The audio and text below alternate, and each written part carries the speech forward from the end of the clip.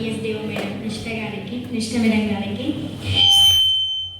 వివిధ కళాశాల principal sir వాళ్ళకి, లెక్చరర్స్కి, నాతోటి హెచ్డబ్ల్యూలకి, నా ప్రియమైన విద్యార్థులకి అందరికీ ఫ్రెషర్స్ పార్టీ శుభాకాంక్షలు.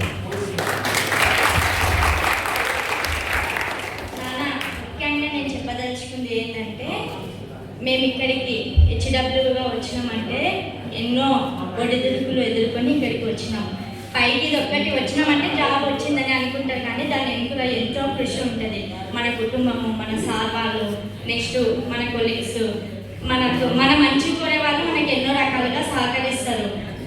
మీరు ఇప్పుడు ఇక్కడ ఎక్కడ ఇంటర్ నుంచి ఉంటారు, ఇంటర్, డిగ్రీ, పీజీ, బిఎడ్, ఇంకా వివిధ కోర్సుల వాళ్ళు ఉంటారు. దయచేసి మీరు ఓన్లీ సెల్ ఫోన్లకి అంకితం కాకుండా, ఇంకా సార్ ఇప్పటిదాకా పవన్ సార్ చెప్పినారు, నేను ఒక తల్లిలాగా నేను మీకు చెప్తున్నా.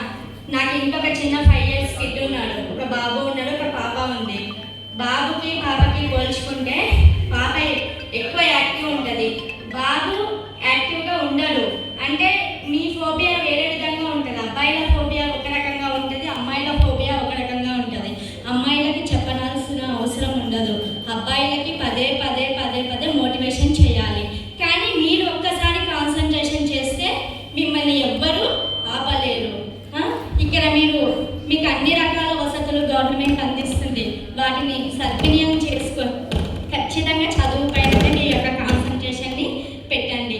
చదువు ఒక్కటే అని మేము చెప్తలేము, మీకు ఏ రంగంలో ఆసక్తి ఉంటే ఆ రంగాన్ని ఎంచుకోవాలి, అందులో ప్రతిభను పెంపొందించుకోవాలి.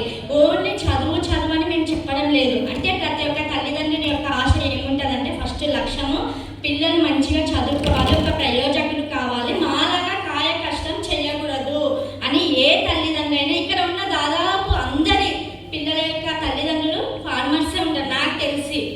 కాబట్టి మీ తల్లిదండ్రులు ఒకే ఒక కోరిక ఏముంటుందంటే, నా కొడుకు నాలాగా ఈ కష్టం చేయవద్దు, ఏదో ఒక మంచి నీడలో మంచి జాబ్ చేసుకొని ఉండాలని